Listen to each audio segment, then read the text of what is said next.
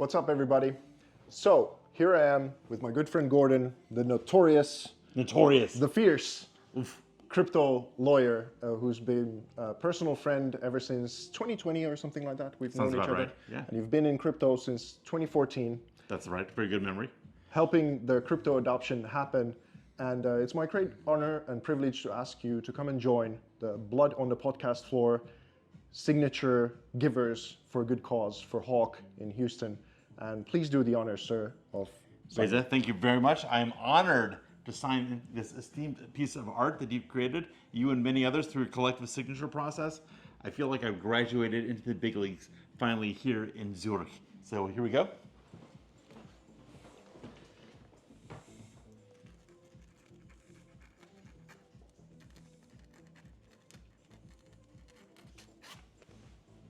Love it. I'm part of a good crew. I'm now on the inside, man. I made it. Thank you so much. Thank you. Thank you. Great. Vesa, Gordon, great to see you. always. Always. I like it. So for the camera and for the audience, where are we? We're in beautiful Switzerland, in Zurich, at the luxurious 5 hotel resort. It is luxurious. It's very green. We should do a walking tour for the next video Yeah, because there's cows here. We love cows. yeah. I'll take some stuff. Yeah, very good. We'll mix it together. We'll have to do it to like a certain beat. Yeah. You know. Yeah, but anyways, so it's been a long time. A while.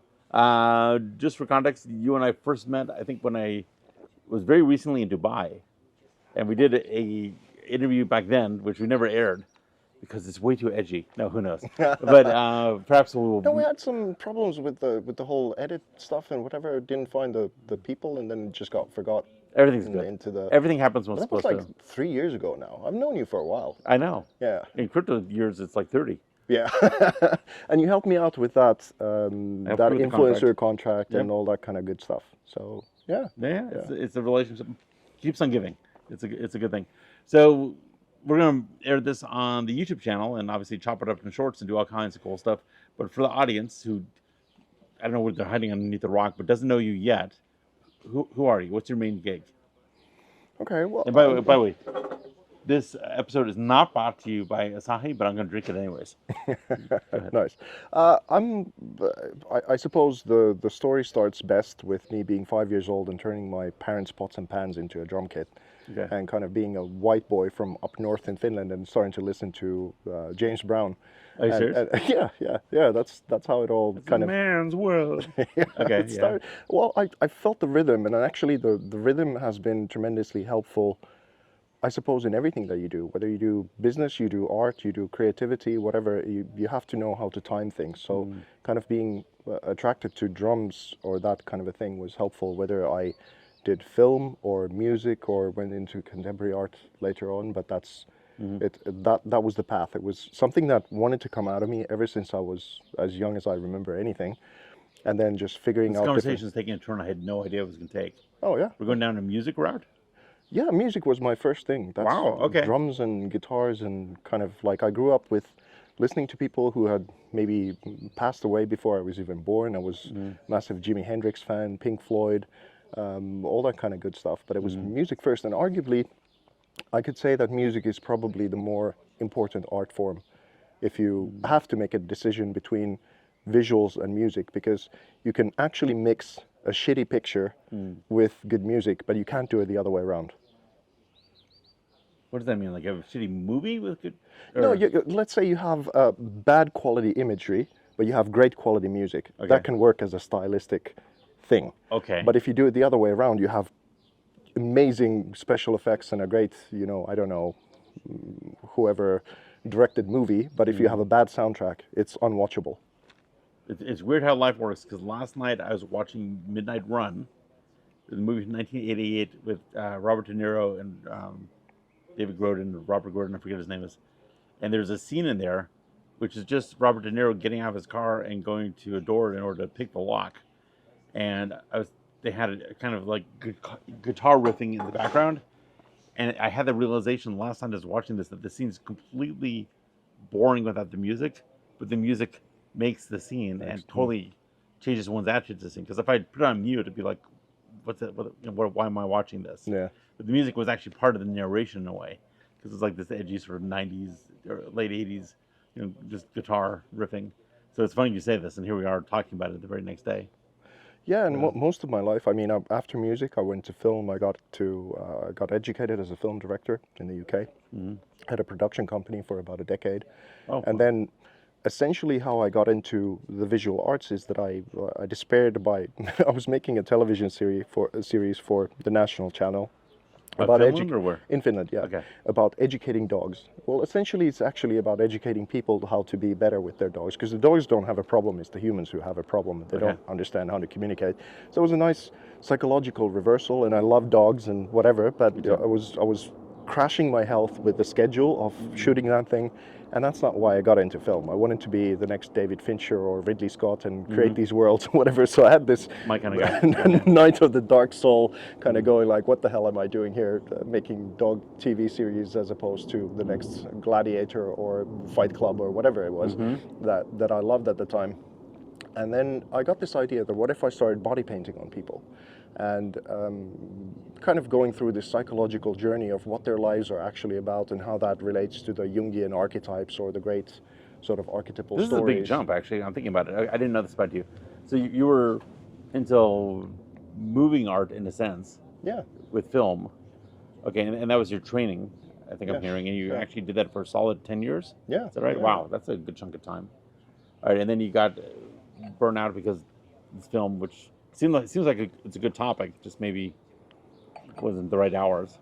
Not the right hours and whatever. And it was because we got, even with that, we managed to make it quite substantial in a way that some of the episodes we made, which were about puppy breeding, which is a massive problem, and it leads to the kennel association and those kinds of things, as well as just well, we exposed some of that stuff in the later episodes in the series, and then I just got found out that I was being removed from the series and I was not allowed to say what we were about to say, Oh. and we had the expert who'd written a book about it, sort of who was the inspiration behind us doing this one episode to really help the dogs as well as the human. So it was the puppy factories as well as the breeding that is a big problem. So Did something political happen? yeah, you just weren't allowed to say, because I think the television production company was afraid of being sued by the Kennel Association due to that whole thing. So then I got sacked, and the episode was recut, even though we didn't say anything that wasn't true. So Right. that was a little bit of an education as to how the world works in this sort of a way. So it was, Wow. And they didn't just bury it. They're like, your services are no longer required. yeah, That's pretty intense. yeah. But how did you get from that to don't want to be involved in film No, as a that was category the anymore? health thing, but it was just that Finland is a small country. It's like 5 million people, and the film industry of Finland is not too massive. And I wanted to create these worlds, like I said, Ridley Scott, or I grew up immersed in these films that took me away to another planet, maybe, or something, and just. And I realized that through this body painting process and this sort of psychological exploration, I could generate these worlds, and I wouldn't need 800 people to make something really, really impressive. So shooting the process with the person that I was going to body paint, and then playing about with paint and macro photography of that paint and putting it together with Photoshop, I realized that I had something that no one else was doing at that time. And that just shifted my perspective completely of what I wanted to do with the rest of my We're life. skipping one thing. How did you? I'm sure you didn't wake up one day and said, "Hey, I'll try body paint." Must have been some interest before then, or a path into that. Yeah, I suppose it was a guy called Richard Bandler. He's the co-founder of neurolinguistic programming, Okay. NLP. So I was watching an episode of his mastery series or something like that, and he took a bunch of people, he put them on a stage and gave them crayons and acrylics and whatever, and some canvas to draw and paint on. And all of these people had a belief that I can't paint for whatever reason. So he puts them in a trance, and then they make a bunch of paintings. And I'm not saying that they're Rembrandts or what they came up with, but they were decent paintings. And as they woke up from that trance, they realized that the belief in their head of what they had, that they can't paint, was actually a false one. It didn't have anything to do with reality. And as I saw that, I recalled a moment when I was probably thinking of a drum beat or something when I was in school. I was maybe like 10 years old or something. And we always drew watercolors, and I hated those because they just get wet and you can't do anything definitive, and it's very girly and this kind of thing. So I had the teacher who walked like next to me and from above like this said, well, you obviously don't have any talent in painting whatsoever. Right. So the teacher installed that meme directly into your subconscious belief system. Yeah. Right, as a kid. So then when I saw this video of what Richard Bandler did, I realized and that people talk this way in Finland? Yeah, sometimes. It can be that's very blunt. Soviet. Yeah, it can be a blunt culture in that way. Okay. Not to say that they're not warm people, but yeah, it's there can be an aspect of that. Okay. But as I saw that happen, then I realized that, hold on a minute, this is bullshit. Like, I play multiple instruments in film. I write and direct and produce and edit and shoot and all this kind of stuff. And why wouldn't and you're I definitely be able to? editing this video. You gave the game away. I don't know how to edit it. Yeah, sure. Okay. No, it's just such a pain in the ass. Anyway, so then I thought, where was I? No, we're talking about your transition to body art, because to me it's a pretty stark transition. But I think you're saying that you went through this NLP process and maybe that released a belief system, and you had all these parallel skills, and then. Yeah. Well, yeah, because then, but I had to consider that I actually didn't know how to paint. I hadn't painted. I was then 28 or 29 or something like that, and I hadn't done technically anything. I didn't know color theory. I didn't know a bunch of different things. I didn't have any. It's not that technique. you don't have talent; it's just you haven't done it yet. Yeah, exactly. So as the belief changed, then I thought, so what is a possibility for me to do? I don't have the time to go to be studying painting for the next 3 years, even though I want to do it. I have my production company and the bills are running and whatever. So what could I do? And then I got this idea that, and it probably has been planted in my subconscious ever since I was a teenager, because I had this poster by Pink Floyd on my wall when I was about 14, 15, where these beautiful girls that are sitting by a pool and their backs are painted as Pink Floyd album covers. Oh, how interesting. So then I just got this idea that what if I just... When was this? When I was a teenager, well, I saw that poster, but I think how it all came a full circle is that I saw this possibility that, because I don't know how to paint the perspective at that point at all, but what if the body offers the correct perspective if I use body paint and photography? And I hadn't seen anyone do something where I would just explore with paint and see the macro photography and then kind of finish the painting, so to speak, on Photoshop. When you say macro photography, what do you mean? What does the macro mean? Yeah, like macro photography. If I have an A4 like this and I try different things and Talk to me throw like paint or whatever. If you have an A4, what's an A4? A4 paper. Got it. Okay. Right. So you have an A4. Yeah. So then if I just splash paint and play with it and do whatever, then with macro photography, so you can go very small, you explore different angles of if you could find something that looks really interesting, even though it's not a competent painting per se. Okay. And then I'll take them as layers, and then I'll import them to Photoshop, and then I'll just start kind of layering and playing with it, and then have the body there, and tell the story this way. So that's how it sort of happened, and this is 15 years ago now. Oh wow, that's a big change. Okay, and so what was your first body painting moment? Yeah, there was this lady who that was crazy enough to come and do this with me. I had Did a you know home her from studio. before? Through friends, we were aware of each other. And then she was this TV personality and did this sort of reality thing or whatever. And we got along, and I asked her, "Is like, would you be up for something like this?" And I remember I was so nervous when she came to my studio that I'd made a pot of coffee. Because essentially I'm asking her to get nude and then me physically painting That's her. That's another question. Do they wear pasties or whatever that's called, or just nude? Just full, yeah. Okay. So, because it's sort of a part of the psychology thing, is that if you have no clothes, there's nothing, no mask you're hiding behind. And then that forces you to kind of have a little bit of a fuck it attitude. Like, as in, okay, so let's do this proper and I'll show up as the full person who I am. Yeah. But I was so nervous.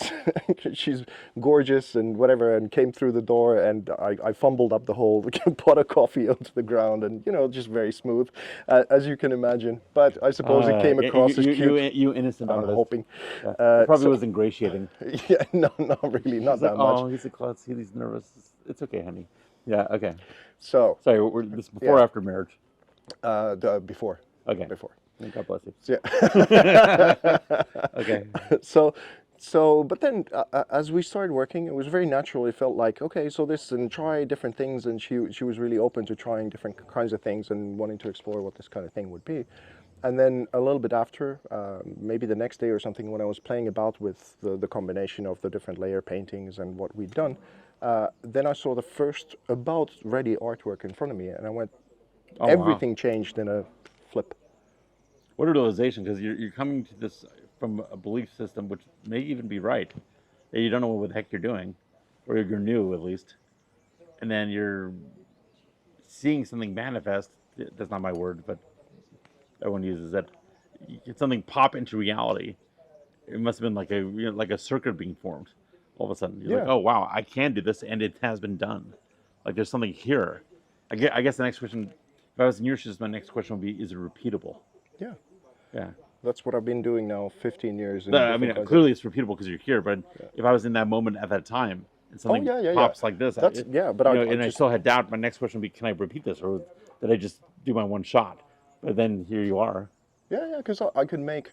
It was 3 different artworks from that first session that were completely different worlds, each one of them, with a totally different mood because we had like 6 hours to experiment with a bunch of different things, and she was in a different mood in different kinds of times, and one was totally green with other kinds of things, and one was totally black, and I was like, okay, this is quite amazing, and but then that resulted in me having, and why this is on a crypto channel essentially, is that my original paintings were digital files. And 15 years ago, there was no NFTs. There was no, like I had to make physical reproductions in order to try and make a living out of this. And it was really difficult. How do you reproduce this stuff? Print on canvas, or you can print, nowadays you can print on pretty much anything. And that led us for doing the art cars in Dubai. And now we're expanding to villas and jets and whatever else. I mean, So how do you go from body painting to this? well, Your extended repertoire. right. So I had to do a bunch of different reproductions, and in the art world, they were kind of looking up. They asked, "So where's your oil original?" And I said, "Well, I don't have So one where's your second? oil original." Okay, got it. And then I said, "Well, it's a file, so it's reproductions." So they went, "Oh, you're selling copies," and kind of like the rudest sort of shoulder shrugs and things for a long time, and it was miserable financially for the first decade of this whole thing. I actually became 40 in living conditions in London that was pretty much being in a bike shed, kind of trying to Right. figure out how to make this whole thing work. So it was not fun from that standpoint, but still managing. And then I went for a coffee with a friend of mine who said that essentially, Vesa, I've been looking for 4 days online for something that I could have on my wall because I'm a crypto investor now, and I've done Interesting. very well, and I've been looking for a piece on my wall for 4 days. I know that you have an understanding of the monetary system. And this is a little bit of a track back that in 2006 or 7 I saw some documentaries about how the money system works, essentially how money comes into existence. Is it what the bleep do we know? I don't remember if that's in that one, but it was the Zeitgeist movies That's yeah. and those All kinds that of Zeitgeist things. stuff. Yeah. So then he said I wouldn't say those are exactly right, no, no, but no. but They've been debunked on so many aspects Yeah, and yeah. whatever. But the essential, but they got people thinking, which is yeah, great. yeah. So Yeah. I kind of understood what the potential problem was that Bitcoin would then solve when he explained it to me properly of what that whole thing was. And then I realized that this technology will lead to NFTs, as in for me to have the technology to have my originals have a value. And I had about 300 of them at that point, high resolution files of these artworks. So I was like full in from the first moment, What kind a of. great meeting you had. Can you say who it was, or is it private? He'd prefer not to. Okay, fine. Yeah. Understandable. But he hooked me up with Andreas Antonopoulos and the Bad Crypto podcast guys. He said, "Go and listen to these people immediately." And the first hour with Andreas Antonopoulos, I was like, "Can this be possible? Can it be real?" And then you go through the rabbit hole and you go start to ask, "So am I being scammed here? Is this going to be bullshit? Am I going to put my reputation on the line? Is this blah blah blah blah blah blah blah?" And I, one of the early artworks about crypto in 2017 was a piece called Red Eye, which was about the whole 3 months journey of not being able to sleep much, doing the feverish research of trying to understand what the whole thing is. Oh wow. And, Okay, sure. yeah. So that's how I ended up in this place, and now I've been full-time 7 years. And there was in 2017. Well, I'm missing something. So you had this great meeting. you go process this information. You have, if I understand correctly, you have a large library, if you like, Yeah. of your prior work that very well, high resolution digitization, good quality, and then And then just started this whole. Sorry, now that you. I think I missed the question. I think I missed a part of the narrative. Well, maybe you skipped ahead a little bit. What did he then do with this? You have this knowledge. You have Oh this yeah, yeah, artwork. yeah. So, You have this motivation from this guy. 4 days You have after, financial desperation. yeah, 4 days after I'd registered artforcrypto.com, and Okay. I'd been putting together the first artwork about crypto, what Bitcoin is, what the decentralization movement is, why it's important, Okay, and maybe that's trying what to I was figure saying. out how to use the technology. So did you create? Is this the point where you created new art for Yeah, crypto? yeah, Okay, this is the part. So you yeah. weren't just using your obviously your work before was great, but it wasn't necessarily crypto related. Now you're starting to create work that's crypto related. Yeah, so Okay. I started a whole new website. I had the previous website, but this was so different to anything that I'd done before. It no longer had body painting, and no longer, I was still using my techniques of different kinds of things, but it was then all of a sudden the bulls and the bears and the vortexes and the red eyes and the different symbols and whatever. So it was like that whole, Nice. it was so different that I Kenny. couldn't really put them together, and I'm still struggling to do it. I still have the both same two websites for these. Maybe they don't belong together. Maybe it's okay. Yeah, I guess. Well, the way that I've now put it together is that if I have to describe myself, and maybe it sounds a little bit lofty, but it's kind of because I've been inspired by the ancient pyramid structures and mythology and all of this kind of the Jungian archetypes and this forever, but also utilizing new technology. So I'm calling myself a neo-Renaissance artist and how to put together myth and machine. So that kind of encompasses You're it. That actually you can still, re-Renaissance yeah, because Renaissance is rebirth, right? yeah, And now you're doing now you're. true, And I'm just playing around with it. Yeah, true, I like a neo-Renaissance. Okay, cool. It's in the same spirit. It's a reboot. yeah. Cool. Well, So, that's one thing that I kind of started to understand about this space, and something that I'm either loved or hated for bringing up. But if you think of the Medici family in the Renaissance period, they had a monetary innovation, and because of that, instead of putting it to their quote-unquote Lambos and yachts and parties, they started investing a lot of that money into the best of the arts and the best of the yes, sciences and 100%. whatever. And that's the flourishing that we have been traveling to Italy for centuries to marvel at it, and it's quite an important thing. And I would say that we're now in that same kind of period where you had Italy in scatters that got reunited and kind of has a global impact. We're now globally in that state of scatter and disaster. And the decentralized Medici family would be the Bitcoin family. But I'm not sure if everyone in the community has realized the kind of responsibility that we have in order to fund the best of the arts and the sciences and the culture, because the Bitcoin people are very good at identifying the problems of, let's say, education or government or monetary systems or all these kinds of things. But are they funding the fixing of it? Or is it just, I'll hold my bag and watch Bitcoin do its thing? Because I don't think, honestly, that's going to be enough. Yeah, I I've been involved in this for a while since 2014, as you know, and I remember the intense conversations at the beginning about SegWit and all these Bitcoin innovations. You know, the spirit behind Bitcoin and there's a focus on making Bitcoin better. And at least from my perspective, that conversation has dropped off, and it's become more investment oriented, and makes me a little bit sad. I guess there's still some revolutionary spirit involved, maybe with Ethereum and other tools, but I'm not seeing the same fervor. Maybe I'm missing something. Something. It was. I think, being here now, you have an interesting mixture of the sort of financial institutions and their respectability, if you like, in a certain sense, and the adoption is happening. But you still have people who will come in with the shirts that say "Duck the banks," and "Dear autocorrect, it's never ever duck." Yeah.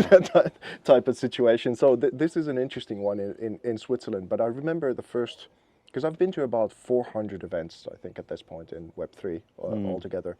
I remember what the spirit was like before COVID and what it was like after. Something significantly shifted when That's interesting. How would you describe it? the narrative got careful. People started walking on eggshells and representing crypto as it really is with its strongest arguments. All of a sudden, people started kowtowing back a lot and becoming much more careful in this kind of a way. So yeah, Why would COVID make them do that? I think we witnessed there's the disease and what it did, and then there's what governance did and what they might have had as an agenda as well as the disease. And I think people started to realize that we have a narrative that is global and somewhat unstoppable that can be so overpowering that dissenting voices don't so much matter. So we got a little bit more careful. Yeah. So all of a sudden, people woke up to a different kind of world and what the power balances are and what the agendas are. And I think it broke a lot of illusions for people of what this world is like and how it's operated.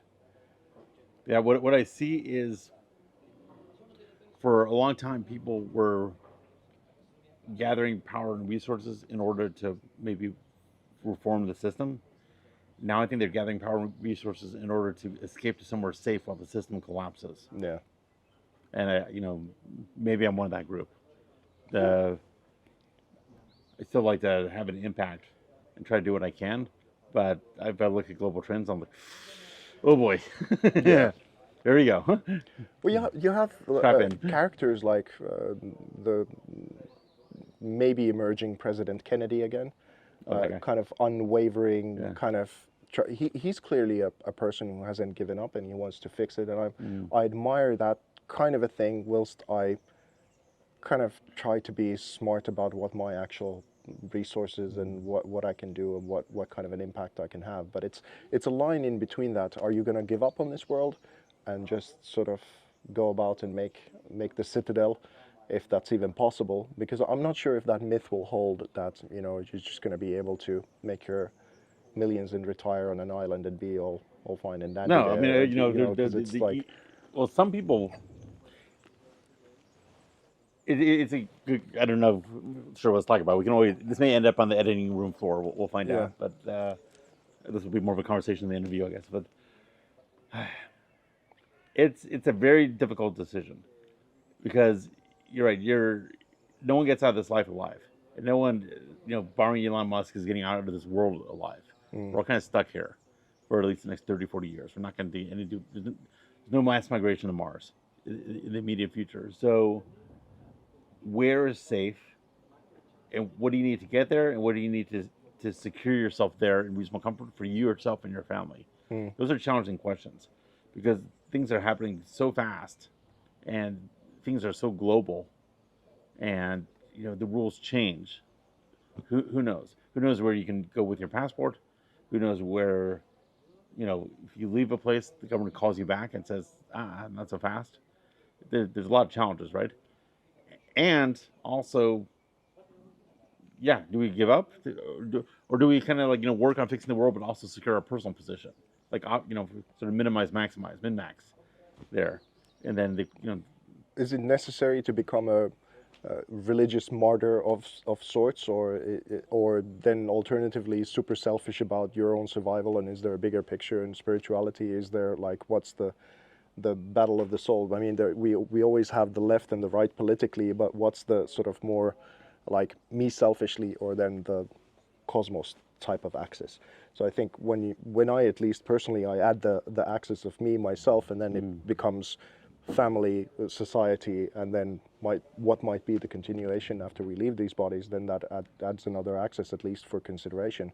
And maybe it doesn't have to be so black and white. Maybe we can try and be selfish in a way that we secure ourselves and those we care about, but still keep contributing to the bigger mission in a balanced way. well, that's sort of the Ayn Rand thing, right? Or objectivism, which is, when you're serving yourself, or Adam Smith would say also, when you're serving yourself and pursuing your maximal goals, you're actually helping society. And there's something to that.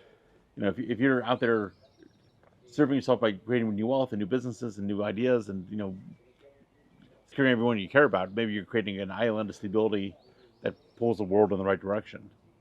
Sure. I think it depends if you do it in a mindful manner. I haven't read enough Ayn Rand to know what she really kind of represents, but I'm more for example, my wife is Hare Krishna, and through her and many other texts that I've read, let's say some of the Vedic texts, and their understanding that'll give an idea of the world beyond the material world and how interconnected everything is all at once.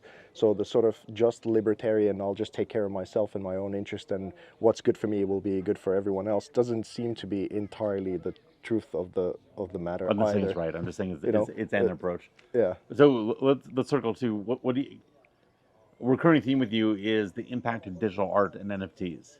So maybe we can talk about that for a few minutes. Yeah, because it's like, let's say what happened in the evolution of me to from a filmmaker to an artist is that I realized that the art of portraits has been the same for centuries. It's essentially you'd commission me, I'd paint you, and then that results in a painting. Whereas in my process, I'll help you maybe see some things about yourself that you don't even see, and then bring the best version of you out in a certain light, and you are literally the artwork yourself as you're interlaced with your story of who you are, as well as I'm trying to figure out what the bigger part of the story and the archetypal story and how your personal story relates to the bigger story of the world. So I'll try and layer that all together. So from the traditional portrait painting, that's quite an evolution to where we're now at with that. And then the Is that a technologically enabled thing, or is that your technology, approach? yeah, Okay. technology. Yeah, I mean, it's just photography and computer editing and all those kinds of things that helped it come along. And then it's the physical applications of what digital art can now do is that you can have a digital museum and project it, and the artwork can be in motion as opposed to still, in that kind of a way. And then we have the metaverse applications that you are digital personalities are. In many cases, at least for the younger generations, they're more important for them to have cool digital sneakers than to have the real life ones. And that's for like us Gen Xers, a little bit of a weird warp Insane. of Yeah. things like that. And then, of course, in Web3, the digital ownership is that essentially the company that I'm forming, Vesa Digital, is about implementing the art IP onto various surfaces, from cars to villas to jets and different kinds of surfaces, as well as the walls, to also then the digital applications of all of these different kinds of spaces. So that's what we're trying to figure out as we now have this new technology, because essentially this might be important to say, is that people find it hard to understand the concept of NFTs because we haven't had digital ownership for 5-6 decades of computer history. So we associate computers to be very, very good at replicating things and very good at spreading them around. So from an Austrian economics point of view, it's kind of like trying to make the leaves here in Switzerland the money. It's like in abundance. Good luck with that shit, essentially. So, Sure. but now with the innovation of Bitcoin and all the things that the decentralized protocols means, is that you can have an artwork that is a digital file that is as rare as the Mona Lisa if you do it right. You're still playing cops and robbers between the forgery and kind of who minted what and from where, but if you do it in the correct way and there's a clear path, it actually solves a hell of a lot of problems in provenance and authenticity and those kinds of things in art. And the problem was always scarcity more than anything else in the digital world. Now we're nearly wholesomely digital. I mean, I sometimes look at my phone and it'll say something like you have today's screen time is average 6.5 hours, and I go like, oh, this is not I great. turned that off. It got too depressing. Yeah, but that kind of means that we're already in the metaverse, quote unquote. Yeah, It's I just with a understand. shitty UX, and that UX will keep becoming better and better. And from that standpoint, it makes sense that it's more the bored apes and those kinds of things that are dominant now, because the UX only allows for a very flat surface. But as we progress, that we'll have the metaverse in our glasses or a chip in our heads, and all of a sudden you're immersed in this Or that 8K, Apple Vision like, thing. yeah, whatever. Then it'll start to become obvious why art matters again, and how you communicate, and what kind of things are going to be possible after that. So the vision that I have, how to keep evolving with this thing, I have at least about 7 to 10 years ahead of how to execute this plan, so we get to the Oh, real really? true evolution of Okay. what art can be. And is this exclusively and intimately tied with NFTs, or is there like an NFT plus plus? Well, NFTs really, it's just a glorified receipt. So it's like when you say, I have an NFT, it's kind of like saying, I have a glory receipt. I'm like, great. What is it a receipt for? And why? What does it stand? So it was like a part of the first flush of NFTs where people were saying that, yeah, buy NFTs, because no one understood what it was, and it became a hype thing, and people were afraid that if they don't own one, then they're going to miss out on something, So, but the more people start to understand that this is a receipt we need for the digital age for all the different kinds of services that we do, whether it's artworks or drum beats or maybe your lawyer contracts or but whatever different kinds of Mm. creative ways that we can use these new receipts. We've needed this technology for a long time. Now we have it, and the more the people understand it and we gradually keep developing this whole space, it'll become seamlessly integrated into our everyday lives, and then we won't pay that much attention to it. Now we have a whole situation where people are trying to say, oh, I no longer call them NFTs, now they're digital collectibles or blah, blah, blah. Whatever they're called, the technology is that you have a digital receipt that is programmable and intelligent in a way that we haven't had before, and we need it. So it's not going anywhere. All right, now let me ask you: are you? This is a new topic for us. Are you threatened or excited or ambivalent? Or how do you feel about AI art? Both. All the Both. above. Yeah. It'll be let's say when we get to this 360 world, we really get to generate these whole worlds in which you get to inhabit as a person. Let's say you go into an artwork and you're 360 inside of an artwork, and it not only knows that there's someone there, the AI, it knows that you there, Gordon, are, but and it knows And your it's judging my values and reactions your in real time. and it'll know your values and maybe your blind spots as well, and those kinds of things, and you get to select inside of that experience whether you want your values to be coddled and it's a very beautiful nice experience, or whether it'll be something that is super challenging or even brutal or whatever, and that'll scale to a different evolution of what art will be, and then That's interesting. Personal growth art, yeah, ayahuasca art. yeah, Yeah. exactly. So whatever it can, it'll be a massive, and if I make, let's say, artworks to that, I don't want to be pixel by pixel with some digital stick painting, whatever. Like here's a tree and whatever. I want to be able to discuss with the program of what kind of a world I would like to generate and bounce back and forth ideas with it in order to generate something that I couldn't even thought of. So this kind of a companionship towards the future of where we're going is going to be essential. Now, where we're at right now, this is a terrible incentive mechanism for new emerging artists for them to develop their skills in Sure. some sense and get And the wax on, programmers. wax off type Yeah. situation, and that's an analogy that'll fly past some people at this point. But right? Yeah. So, but if you, so, but they'll develop a different kind of level of skills, but this is a somewhat of a depressing era for art. It has been for a decade because all the woke stuff was an enemy of art and freedom of expression, because it's like if you say I love freedom of speech, and that's not a very popular thing to say in the art world, but freedom of speech and freedom of art are exactly the same thing. Yeah, I'd say freedom of art is a subcategory of speech, Yeah, right? it's You it's got an umbrella term of speech, but that right. includes art. So if you're not for If free Robert speech, Mapplethorpe can publish his stuff, you know. if you're not for free speech, you're anti-art. Ooh, good quote. I like that. Um, I I look at AI art, and it's I remember the progression of computer graphics. When you had the Dire Straits video, Money for Nothing, or whatever that was, and things slowly evolving, and now it's like really good, and you usually can't tell.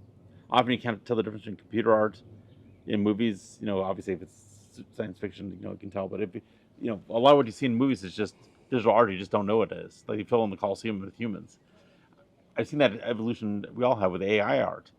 From this ridiculous nothing, as if Will Smith, being eaten by spaghetti, Yeah, to stuff that's just like magical in just a record year. time. Yeah, and video. Yeah. And it's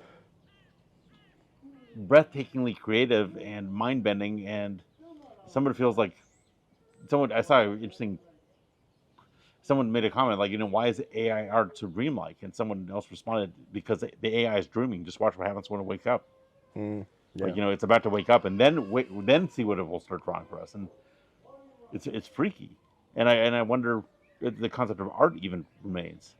Well, You I know, kind of have, art has always been a little bit of an elite game, whether you like it or not, because those truly consuming it or supporting it, whatever, need to be doing very, very well in order to have the time and the resources to be able to get educated and then have the sort of means and the connections in the world in order for the top to arise. Let's say, and that's creativity is for everyone, but professional art has always been a somewhat of a secluded game, and I don't think that'll change. And for a while now, with the first emergence of the internet, and even in the NFT space, we had this somewhat of a, I would say, naive, we're all going to make it, WOGME type situation. That was a phrase that was thrown a lot around in the early NFT scene, that we're all just creative, we're all going to make it, and it's going to be a new paradise.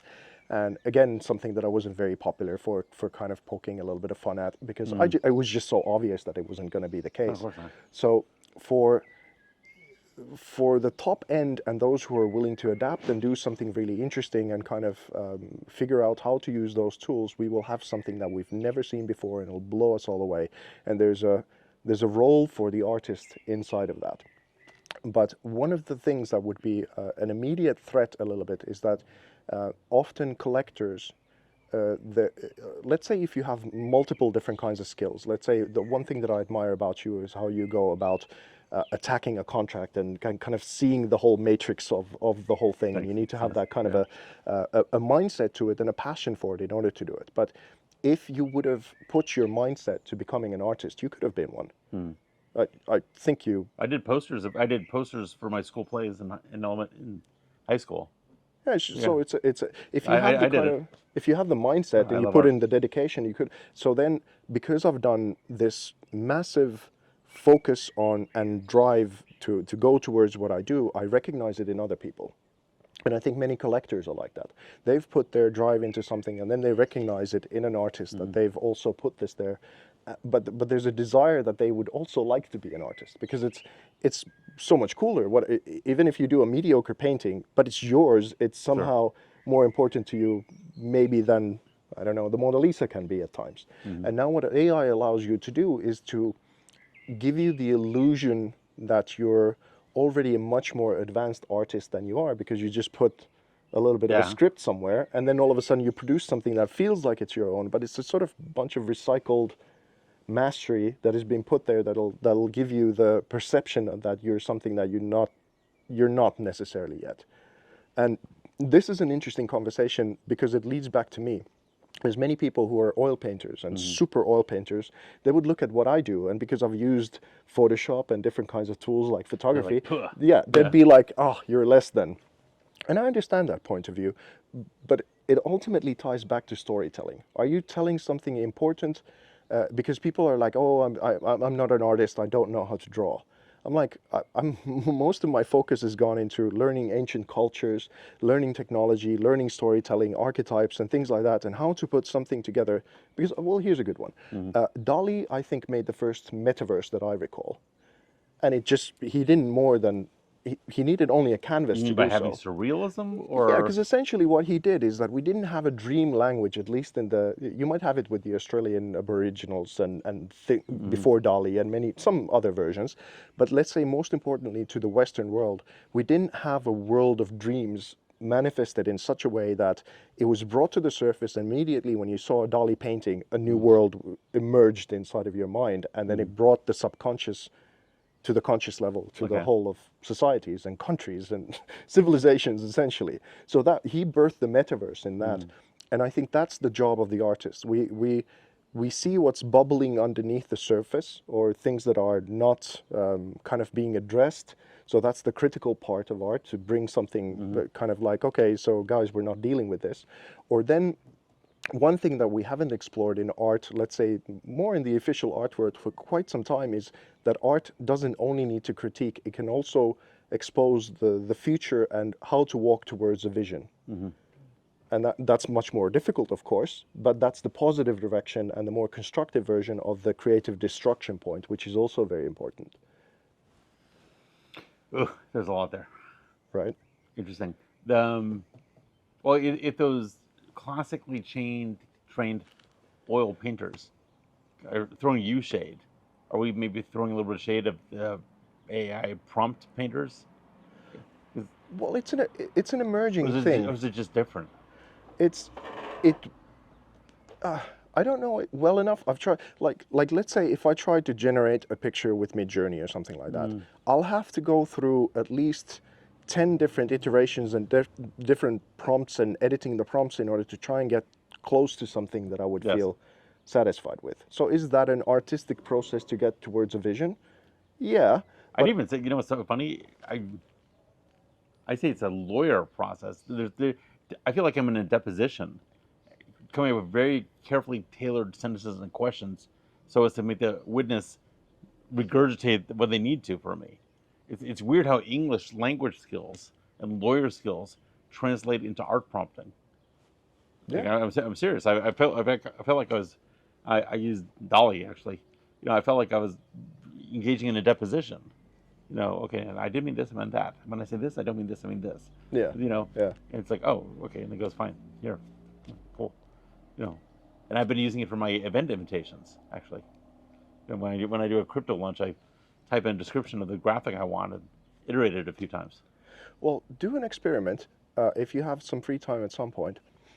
Spend some time on a vision of an artwork and do it enough until you're happy with the image, but then don't leave it on your hard drive. Actually go to the print shop, use maybe some sort of upscaling tool in order to make the resolution better, and go to a print shop, make a meter by meter canvas out of it, and put it on your wall and frame it, and see how that would change your self-perception Okay, as sure. you'll have it there. Interesting. I'd be- I will do that. I'd very much like to know how you feel after about a week of having it on your wall. How do you think I'll feel?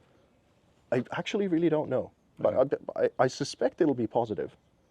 I've done it before. I have, like I mentioned, I was doing the posters for my school plays, and my mom still has them in our house back in Los Angeles. But this being in particular that you're using the AI No, process. I get it. for I get it. right? I get So- it. It Right. wouldn't be the first time I've done something like this. So cool. So I don't know. I've done some of my first experiments with AI art and only AI art. A little bit of Photoshop editing, but I tied it back to storytelling. Like for example, there's this series called Juxtaposers that I started playing about with, and it's at the point of Andrew Tate properly emerging as a controversial character and what he had to say in this working class hero type situation. And I was trying to assess what I wanted to say if it was only AI art. And I was trying to take a character and make them represent not necessarily only opposing views, but something that would be quite different. And I made Andrew Tate into an Amish apple picker. Ah, okay. So, and the point was kind of that because he's so anti-matrix and system and this kind of anti-establishment is his character, but is an Amish person more or less anti-establishment? Yeah, sure. And in one way, you could quite easily argue that someone who is Amish is much more opposed to the current system, so to speak, than Andrew Tate is. Well, he at least opted out of it more completely. Yeah. I don't know if they're opposed. They just Yeah, did, well, they yeah, they yeah, just good hit the to- pause button and said, "You guys carry on." Yeah, I have to be more careful with my words Well, because you're talking about it, right? But yeah, I mean, there's less fight in them. They're just like, "You guys do your thing. We're here. This is where we're staying." Like when the Amish first came into creation, I don't know if they were rejecting modernity in modern times because those may have been the modern times for them, the Yeah, horse at and that buggy and point, everything else. yeah. They just decided to keep it that way, yeah. right? It's like if we're just keeping what we got now, I'm not rejecting 2035. I'm just holding on to 2020. What are we for? Well, Yeah. well, it's certainly if Andrew Tate is a high dopamine ride, it's a low dopamine ride. It's much more Much more even. Yeah. subtle and not being sucked into, let's say, what would be the vortex of Maya, so to speak, like Yeah. the world of illusion. So if Andrew Tate is saying that the world is an illusion, then from a spiritual perspective, I think the Amish are a little bit more on the money. Yes, I got it. Okay, So, and, but and now, again, now we have a baby who joined us down there, so that might be our cue to wrap up part one. Sure, cool. Okay, it's been a pleasure. Really interesting. Always, Wow, always. I man. like this reboot. Everyone,